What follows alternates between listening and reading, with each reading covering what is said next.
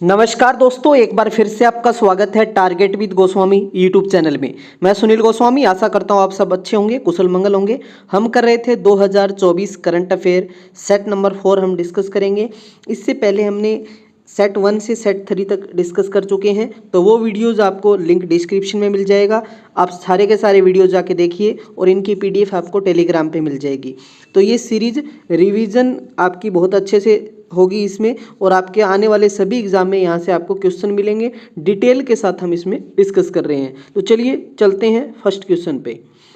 राशिद खान का निधन हो गया है, वह कौन थे?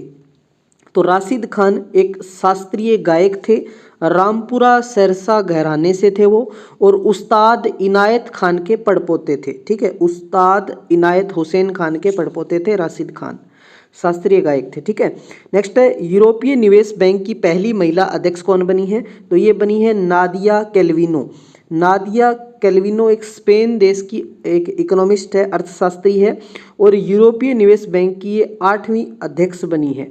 नेक्स्ट हमारा क्वेश्चन है, रक्षा मंत्रालय में अतिरिक्त सचिव मतलब सेक्रेटरी हैं और महानिदेशक कौन बने हैं? तो ये बने हैं समीर कुमार सिन्हा। समीर कुमार सिन्हा 1994 बैच के IAS अधिकारी हैं, जो अभी रक्षा मंत्रालय में अतिरिक्त सचिव और महानिदेशक बने हैं। कमेंट सेक्शन में सारे बच्चे बताइए कि वर्तमान में भारत के रक्षा मंत्री कौन है। नेक्स्ट हमारा क्वेश्चन है, किस राज्य में हैथाई अमन उत्सव का आयोजन किया गया है? तो देखिए, हैथाई अमन उत्सव इसका आयोजन तमिलनाडु के अंदर किया गया है।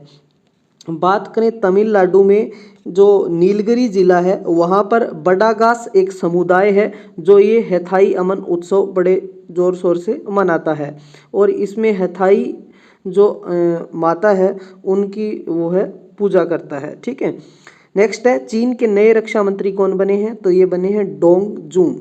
ठीक है, डोंग जून। नेक्स्ट क्वेश्चन है, भारत ने पहली बार जो कच्चा तेल है वो खरीदने के लिए किस देश के साथ रुपए में भुगतान किया है? देखिए, हमारी जो करेंसी है इसको वर्ल्ड लेवल पे हम बात करें, इसको बढ़ाने के लिए हम क्या कर रहे हैं, जो तेल परचेज कर रहे हैं उसका भुगतान है जो पे करना है हमें, वो रुपए में किया है।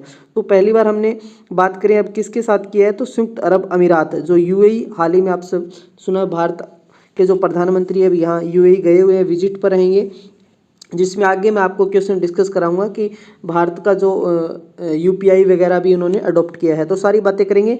UAE की बात करें तो इसकी कैपिटल है अबू धाबी। यहाँ पर PM है मोहम्मद बिन राशिद और राष्ट्रपति है मोहम्मद बिन जायद अल नहयान। चलिए नेक्स्ट क्वेश्चन पे चलते हैं, किस राज्य के उच्च न्यायालय ने कृष्णा राजा सागर क्यारस बांध है जो वहाँ पर खनन और उत्खनन गतिविधियों पर प्रतिबंध लगा दिया है? तो ये कर्नाटक के अंदर जो है प्रतिबंध लगाया गया है।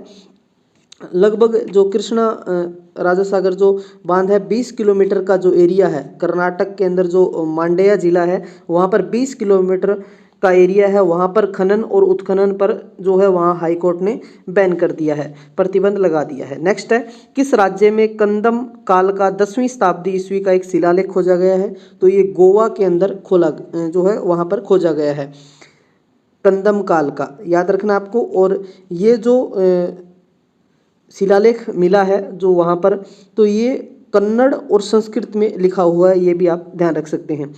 वर्ष 2022-23 में भारत के खिलौने के निर्यात में कितनी वृद्धि हुई है? तो ये 239 239% की जो है इसमें वृद्धि हुई है। नेक्स्ट है, उत्तर प्रदेश सरकार के द्वारा उत्तर प्रदेश गौरव सम्मान 2024 से किसे सम्मानित किया गया है? तो नवीन तिवारी और डॉक्टर रितु करीधाल।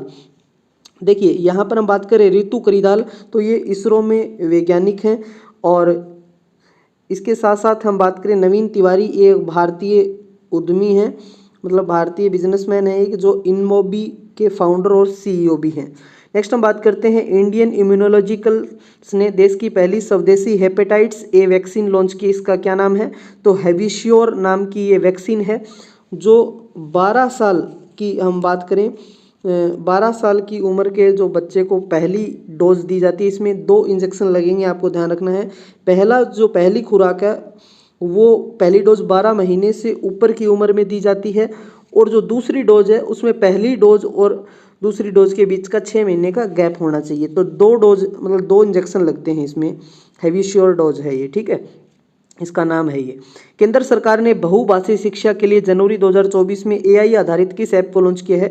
तो ये अनुवादिनी ऐप है, जिसमें सभी स्कूल के जितना भी उच्च शिक्षा की जो भी स्टडी मटेरियल होगा वो इस पे डिजिटल रूप में उपलब्ध करवाया जाएगा। ठीक है, तो ये जो नई शिक्षा नीति है 2020 इसके अनुसार ये कदम उठाया गया है। नेक्स्ट हम बात करते हैं गैब्रियल अटल किस देश के प्रधानमंत्री बने हैं? तो गैब्रियल अटल है ये फ्रांस देश के प्रधानमंत्री बने हैं। याद रखना है आपको, किस देश के बने हैं? फ्रांस देश के प्रधानमंत्री। सबसे युवा पीएम है, 34 साल इनकी उम्र है, और राष्ट्रपति इमैनुअल मैक्रों ने इनको बनाया है अभी पीएम। याद रखना है आपको, ठीक है।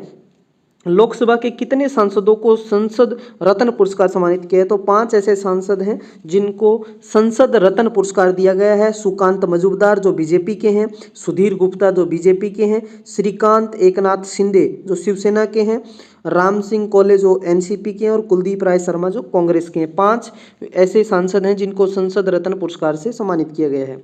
भारत का प्रथम सूर्य मिशन आदित्य L1 किस दिन लैग्रेंज पॉइंट 1 पर पहुंचा? तो 6 जनवरी 2024 को जो है पहुंचा है। L1 क्या है? तो L1 अंतरिक्ष में उस स्थान को कहा जाता है जहां सूर्य और पृथ्वी का जो ग्रेविटी है, जो गुरुत्वाकर्षण बल है, वो एक जैसा होता है। ठीक है। संयुक्त विशेष बल अभ्यास चक्रवात 2024 का दूसरा संस्करण भारत और किस देश के बीच में आयोजित हुआ है? तो मिस्र में। पहला संस्करण 2023 में इसका आयोजन हुआ था। तो भारत और मिस्र के बीच आप याद रखना है, मिस्र की जो कैपिटल है वो काहिरा है, और यहाँ पर मिस्र के राष्ट्रपति की बात करें तो अब्देल फतह अल सीसी हैं। ठीक है, चलिए नेक्स्ट है, प्रधानमंत्री श्री नरेंद्र मोदी जी ने 1 करोड़ घरों पे छतों पर सौर पैनल स्थापित करने के उद्देश्य से किस योजना को शुरू किया है? तो प्रधानमंत्री सूर्योदय योजना शुरू की गई है। याद रखना है, इसकी शुरुआत 22 जनवरी 2024 को हुई है। ठीक है। 9वें एशियाई शीतकालीन खेलों में शुभंकर कौन बना है? तो बिनबिन और नीनी।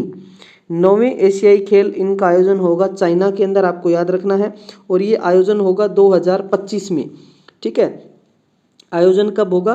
2025 में। याद रखना है 28 फरवरी से 9 मार्च 2025 को इसका आयोजन होगा। और जो एशियाई शीतकालीन खेल 2029 में उनकी मेजबानी सऊदी अरब करेगा, और 25 में कौन करेगा? चाइना करेगा। ठीक है, याद रखना है आपको।